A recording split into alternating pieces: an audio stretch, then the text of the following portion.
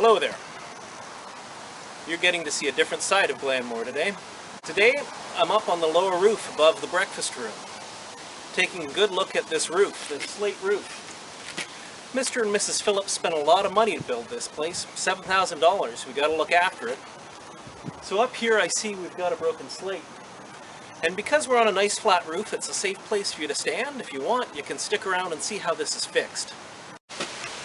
Taking a closer look here, we can see that the slate has broken away. There's a piece of it there. That happens sometimes. When the roofer put the slates on, he was smart enough to get some extra slates because sometimes repair work needs to be done. Now, this slate roof works fantastically in that the nails holding this slate on are up under these slates, and the nails holding these slates on are up under the slates above, which means that there's no path for water to get through, which is fantastic. But it also means that if I need to pull the nails that are up here, about there and there, I need a special tool. And that's this thing right here. That's called a slate ripper. So I gotta reach underneath there.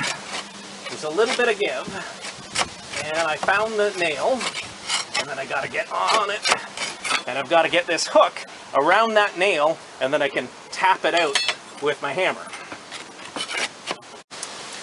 This is up and hooked around this nail here. I'm going to use my hammer and pull that nail out.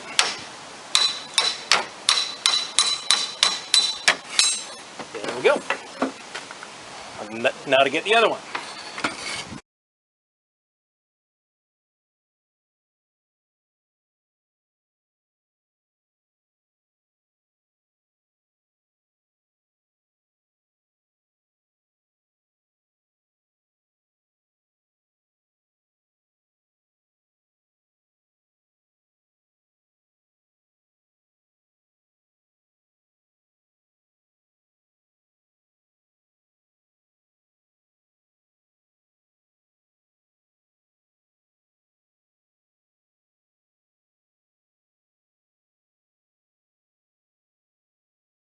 That was a little bit trickier than I thought.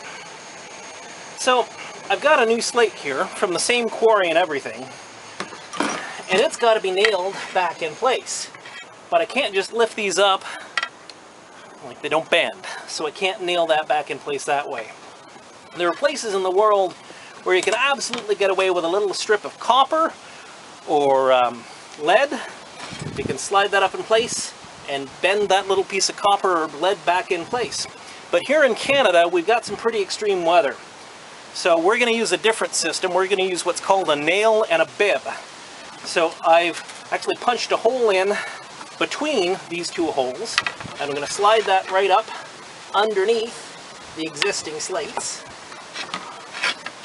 There we go, my friend. And I'm going to find that hole up there.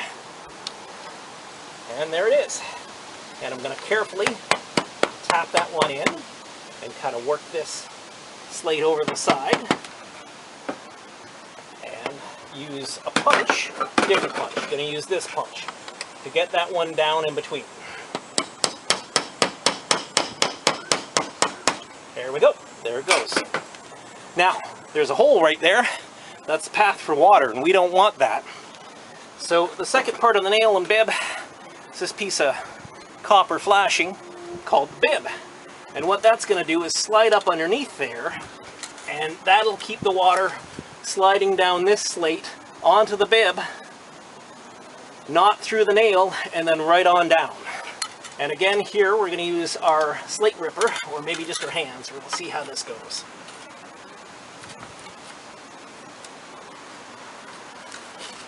There it starts, and it's almost over the nail. There we go.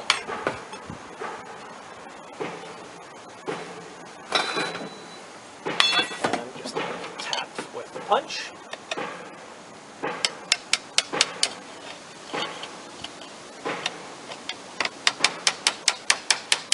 And it's there.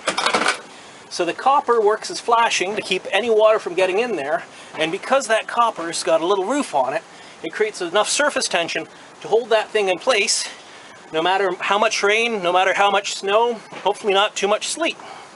And there it is, a bib and a nail. Now I know you can see the copper, but Give it a couple of weeks, maybe a month, that copper is going to disappear with a little bit of green oxide. You're not going to be able to see it at all. And that should hold for years to come. Roofs like this can last 100 years with enough maintenance and looking after. I hope you've enjoyed this little look at something different at Glanmore, and we hope to see you again soon. Cheers.